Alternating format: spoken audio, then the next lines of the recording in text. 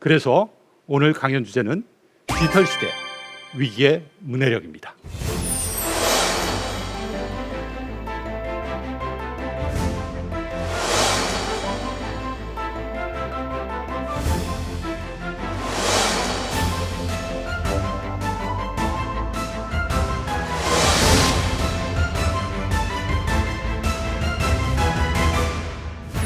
요즘 세대를 일컫는 용어가 있죠. 알파 세대, 디지털 원주민, 네이티브라는 용어입니다. 태어나면서부터 디지털 기기를 다루는 데 있어서 친숙하고 디지털 기기를 통해서 정보를 찾고 학습하는 데 아주 친숙한 모습을 보이는 요즘 세대들을 가리키는 용어죠. 이들 알파 세대에게 문해력이 필요할까요?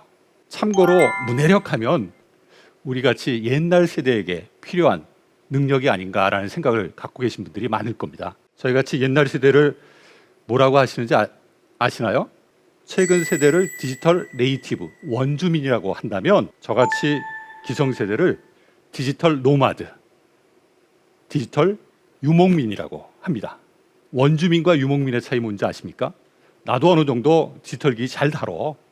나도 원주민이야. 이렇게 말씀하시는 30대, 40대, 50대 시청자분들이 있을 수 있습니다. 차이가 뭔지 분명하게 제가 말씀드립니다. 정보를 검색할 때 포털에 가서 텍스트로 정보를 검색하시면 유목민입니다. 원주민은 어떻게 하느냐? 너튜브 같은 사이트에 가서 영상으로 정보를 찾고 학습합니다. 또 영상을 찾거나 정보를 찾을 때 유목민들은 타이핑을 하지만 원주민들은 말로 합니다. 요즘 알파 세대들이 스마트폰에 첫 노출되는 시기가 언젠가를 좀 확인을 해봤더니 아주 어린 시기에 노출되는 것으로 확인이 되고 있습니다. 만 2세 이전에 약 70%의 아이들이 스마트폰, 디지털 기기에 노출되는 것으로 확인이 되고 있는데요. 만 2세면 말도 하기 전입니다. 말을 하기도 전에 디지털 기기에 익숙해지는, 친숙해지는 그런 상황이 요즘 세대라고 할 수가 있는 거죠. 이런 우스갯소리도 있죠. 스마트폰이 없으면 육아도 불가능하다. 우리가 어디 레스토랑이나 공공장소에 가면 아이들이 스마트폰을 보면서 가만히 있는 모습을 볼 수가 있습니다. 그만큼 어린 시기에 디지털 기기에 노출되고 있는 빈도, 그다음에 시간들이 점차 늘어나고 있는 것이 요즘의 모습이 아닐까 생각을 합니다. 이처럼 디지털 기기에 친숙한 세대들이 자라나는 그러한 시대, 환경에서 글을 통해서 정보를 획득하고 이해하는 능력, 문해력이 필요할까요? 요새 AI 시대야. 모든 것들이 디지털로 전환되고 있는 시대에 문해력이 웬 말이야. 이거는 옛날에 우리가 글을 읽지 못했던 문맹이 존재했을 때 강조했던 그러한 능력 또는 개념이 아닌가라고 생각하시는 분들이 많을 겁니다. 실제 AI는 우리 생활에 많은 변화를 가져올 것으로 예상이 됩니다. 우리가 불과 전기를 발명하고 난 다음에 많은 생활의 변화를 경험한 것처럼 AI는 많은 우리 생활의 내용들을 그리고 생활의 방식들을 이전하고 완전히 다른 방식으로 변화시킬 가능성이 높습니다. 알파벳 구글의 모회사죠. CEO인 썬다 피차이는 인공지능은 불이나 전기보다 인류의 생활을 현격히 변화시킬 가능성을 가지고 있다라고 이야기한 바가 있습니다. 이 이야기를 들으시는 시청자분들께서는 이렇게 생각하실 거예요. 인공지능, 디지털 전환의 시대에 이 영상을 통해서 정보를 학습하고 또 활용할 수 있는 능력을 키워주는 것이 더 중요하지 않느냐. 사실 이러한 이야기는 최근에 있었던 이야기만은 아닙니다. 20세기 초에 토마스 에디슨이 활동사진을 발명하고 난 다음에 한 이야기가 있습니다. 활동사진 이후에 이제 영상 매체에 되게 중요한 기반이 되는 그러한 발명품이라고 할 수가 있는데 학교에서 다루는 모든 교육 내용은 이제 텍스트로 전달되지 않고 영상 매체를 통해서 전달될 것이다. 교과서는 없어질 것이다. 과연 그렇게 됐나요? 어떻게 결과가 진행됐는지 우리 학교 현장을 보면 알 수가 있습니다. 사실 최근 들어서 영상 매체, 특히 TV를 우리가 뭐라고 합니까? 바보 상자라고 하지 않습니까? TV는 바보 상자라고 비판을 받고 있고 교과서는 여전히 사라지지 않고 우리 학교 현장에서 중요한 교육 매체로서 활용되고 있는 것을 볼 수가 있어요. 왜 그럴까요? 바로 텍스트라고 하는 것은 인간의 경험과 관련해서 독특한 장점을 갖고 있기 때문에 그렇습니다. 어떠한 장점이냐? 말 그대로 생각하는 그러한 힘을 키워줄 수 있는 매체가 바로 교과서이기 때문에 그런 것이죠. 우리가 텍스트를 읽을 때는 그 의미가 무엇인지를 적극적으로 파악하려고 노력해야 됩니다. 가만히 있는다고 해서 텍스트에 있는 내용이 의미가 전달되는 것은 아니죠. 내가 그 의미를 구성해야 되는 겁니다. 그 과정을 통해서 인간의 고유한 능력이라고 할 수 있는 사고하는 힘이 키워지는 거죠. 또 텍스트에 있는 내용들을 우리가 의미 구성을 하게 되면 다른 것하고 연계해서 생각하고 또 여러 가지 상황에 대한 상상이라고 하는 사고 경험들을 하게 됩니다. 이런 여러 가지 의미 구성, 다른 내용과의 연계, 상상 활동과 같이 사람들이 가지고 있는 고유한 능력인 생각하는 능력들을 이 텍스트가 키워주고 성장시켜주는 힘을 갖고 있기 때문에 학교에서 교과서는 사라지지 않고 있는 것이죠. 반면에 디지털 기기에 지나치게 노출되면 어떤 일이 발생할까요? 바로 생각하는 힘을 빼앗기게 됩니다. 니콜라스 카가 쓴 생각하지 않는 사람들이라는 책이 있습니다. 이 책에서 강조하는 되게 중요한 메시지가 있는데 우리가 디지털 기기, 인터넷 이런 것들이 기술 혁명을 통해서 사람들의 생활 방식에 많은 도움을 주고 있지만 기술 혁명을 통해서 우리가 도움을 혜택을 받는 것만큼 대가를 치르고 있다. 그 대가가 뭐냐? 바로 생각하는 힘을 빼앗기고 있다는 겁니다. 인터넷이나 영상 매체가 갖고 있는 특성들을 우리가 좀 생각을 해볼 필요가 있는데요. 인터넷 정보들을 우리가 쭉 탐색할 때 보면 처음부터 끝까지 읽는 분들 많지 않습니다. 글을 읽어가다가 관심이 있는 것이 새로 생기면 그 정보를 바로 찾아서 넘어가는 그런 일들을 많이 하실 겁니다. 이것을 우리가 하이퍼 텍스트 방식이라고 하는데 어떤 글들을 쭉 깊이 있게 긴 호흡으로 생각하면서 읽는 것보다는 필요에 따라서 정보를 그때그때 바로바로 찾아가는 그러한 활동들이 인터넷 상황에서는 상당히 일반적이고 단순 정보들을 빠르게 이동해가는 그런 경험들은 깊이 있는 생각의 경험을 축적시키지 않는다는 거죠. 또 영상도 마찬가지입니다. 영상도 보면은 많은 정보들이 한꺼번에 제시되기 때문에 우리가 그 영상의 정보들을 깊이 있게 생각하면서 영상을 보시는 분은 없어요. 제가 이 강연을 하고 있는 순간에도 시청자분들은 제가 하는 이야기를 머릿속에 곱씹어가면서 이 방송을 보시는 분들은 많지 않을 겁니다. 그냥 가만히 수동적으로 그 내용을 받아들이는 그러한 경험들을 하고 계실 거예요. 이처럼 인터넷이나 영상 미디어는 생각의 과정을 방해하기 때문에 결국 생각하는 힘을 빼앗아가는 결과를 초래하게 되는 거죠. 사실 우리 두뇌는 가소성이라고 하는 특성을 갖고 있습니다. 인간의 뇌는 태어나면서부터 딱 고정되어 있는 게 아니에요. 우리가 경험함에 따라서 그 뇌의 구조들은 변화되어 갑니다. 그것을 신경 가소성이라고 하는데요. 우리가 어떤 경험을 하느냐에 따라서 우리의 뇌는 어떤 방식으로 구조화되느냐가 결정이 됩니다. 우리가 책을 많이 읽으면서 생각하는 그런 경험을 많이 축적시키게 되면 생각하고 깊이 있게 분석하고 판단하는 그러한 능력들이 점차 강화되는 것이고 영상을 통해서 정보들을 빠르게 소극적으로 경험하는 것들을 축적하게 되면 깊이 있는 생각을 가능하게 하는 일종의 사고 기반을 우리가 이뤄갈 수 있게 되는 거죠. 어떤 경험을 하느냐에 따라서 우리의 뇌는 변화될 수 있다는 겁니다. 최근 디지털 기기에 많이 노출되고 있는 알파 세대들의 두뇌 특성과 관련해서 팝콘 브레인이라는 개념이 등장을 했습니다. 팝콘 특징이 뭔지 아실 겁니다.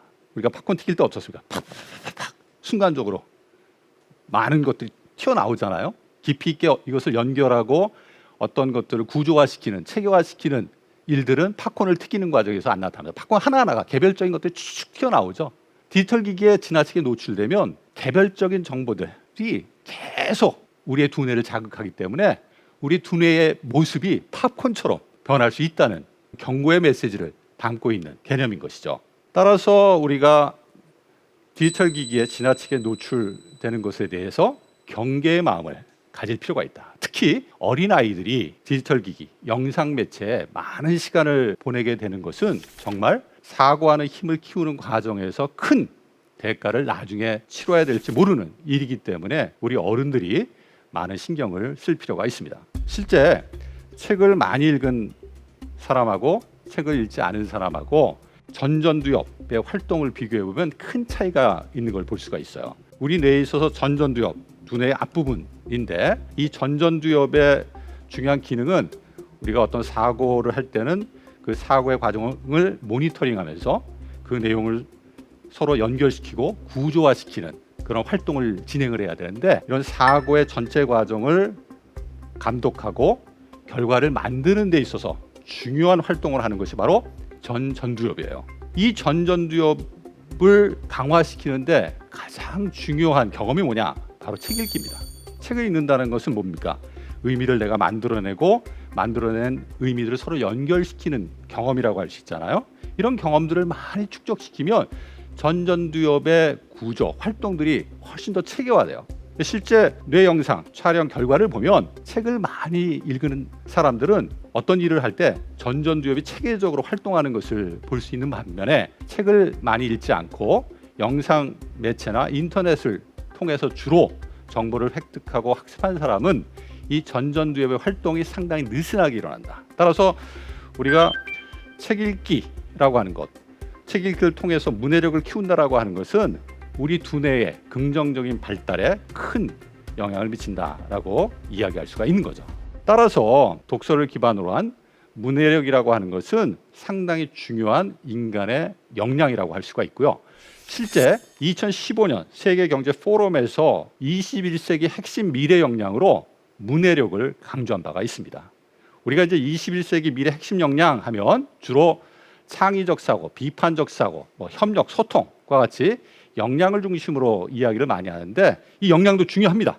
하지만 이 역량에 먼저 앞서는 기초 역량이라고 하는 게 있는데, 그 기초 역량으로 문해력이 여전히 21세기에서도 중요하게 우리 미래 세대에게 전달돼야 한다라고 강조된 바가 있는 것이죠. 왜 21세기에서도 중요한 미래 역량으로 우리가 생각하고 그 역량을 키워야 하느냐를 생각해 보면, 이 문해력이라고 하는 것은 결국은 새로운 것을 끊임없이 학습하는 데 있어서 중요한 기반이 되는 사고의 힘이기 때문에 강조되는 겁니다. 이 문해력은 우리가 학습을 해야 되는 상황에서는 끊임없이 우리에게 중요한 영향을 미칠 수 있는 그러한 기초 역량이라고 할 수밖에 없는 거죠. 특히 새로운 것을 학습하는 능력은 미래 사회에서 더 강조될 가능성이 높습니다. 왜 그러냐? 미래 사회 특징으로 가장 많이 언급하는 게 빠른 변화입니다.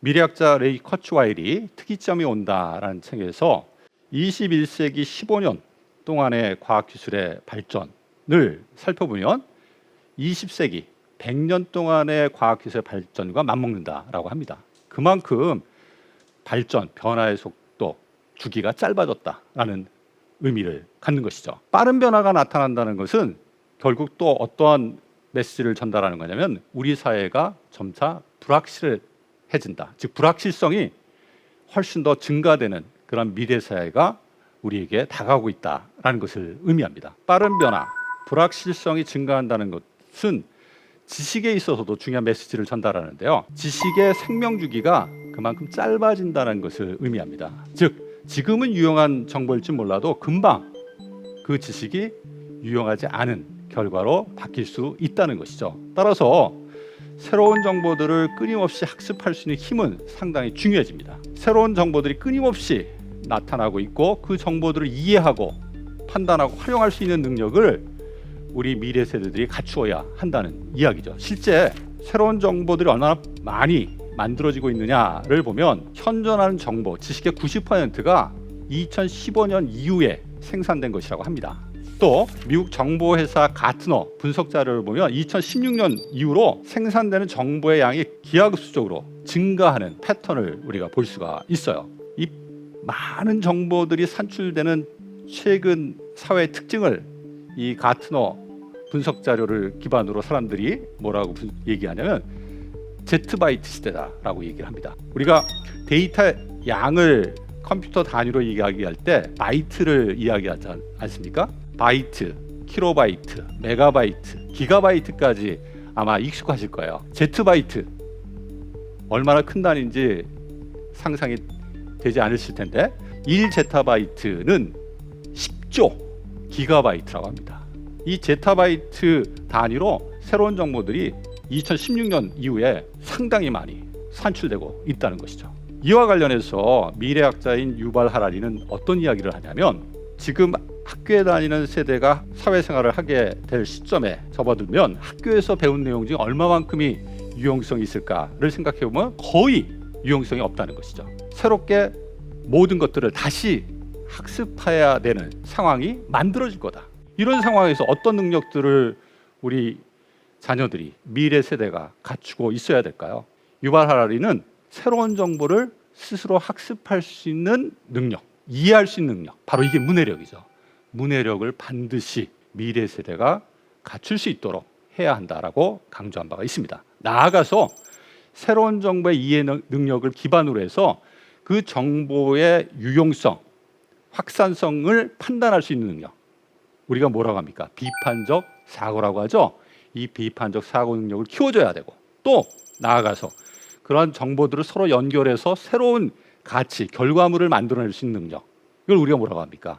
창의적 사고라고 하죠. 이 창의적 사고도 함께 키워줘야 한다. 그래야지만 빠른 변화, 불확실성이 증가되는 시대에 우리 미래 세대가 그 사회를 책임지고 리드하면서 활동할 수 있게 될 것이다 라고 하는 것입니다. 따라서 문해력이라고 하는 것은 단순히 글을 읽고 이해하는 능력을 넘어서서 스스로 새로운 정보를 학습할 수 있는 능력, 즉 자기주도 학습력이라고 우리가 정의할 수 있다는 것이죠. 이런 관점에서 봤을 때 우리 청소년들의 문해력은 어떠할까요? 최근 조사 결과를 보면 이 문해력에 상당히 중요한 기반이 되는 독서와 관련해서 얼마나 자주 책을 읽는지 확인을 해보면 거의 책을 읽지 않는다고 합니다. 책을 읽지 않는다의 비율이 거의 50%이고 가끔 읽는다가 30% 정도로 나타나고 있다고 해요. 왜 읽지 않느냐? 시간이 있어도 책을 읽지 않는 이유에 대해서 물어봤더니 인터넷이나 스마트폰이 훨씬 재미있기 때문에 책을 읽지 않는다라는 반응이 가장 높게 나타나는데 그게 한 35% 정도 나타나는 것으로 확인이 됐습니다. 너무 재밌는 거예요. 인터넷이나 스마트폰에서 접할 수 있는 영상 자료들이 너무 재미있기 때문에 책을 보기가 싫은 거죠. 왜? 책은 자기 스스로 생각하는 노력을 해야 되거든요. 이 노력이라고 하는 것은 힘이 드는 겁니다. 힘드는 일을 하기 싫어하는 거예요. 생각하는 그러한 노력을 하지 않기 때문에 점차 아까 말씀드린 것처럼 생각하는 힘을 잃어가고 있는 것이 요즘의 모습이 아닌가라는 생각을 해봅니다. 또 정보를 찾을 때에도 책을 통해서 깊이 있는 정보, 우리가 믿을 수 있는 정보, 또 체계적으로 그 문제에 대해서 진단하고 그 해결책을 도출할 수 있을 만큼 충분한 정보들을 우리가 찾는 게 되게 중요한데 요즘 세대들은 깊이 있게 또 다른 정보와 연관해서 정보를 독서를 통해서 찾기보다는 인터넷을 통해서 찾는 경우가 많다고 해요. 쉽게 찾을 수 있거든. 근데 쉽게 찾는데 단편적으로 내가 원하는 결과만 딱 보고 일종의 자기가 원하는 정보 탐색 활동을 중단하기 때문에 생각할 시간을 또 갖지 않는 문제가 이 안에 존재한다고 볼 수가 있는 거죠.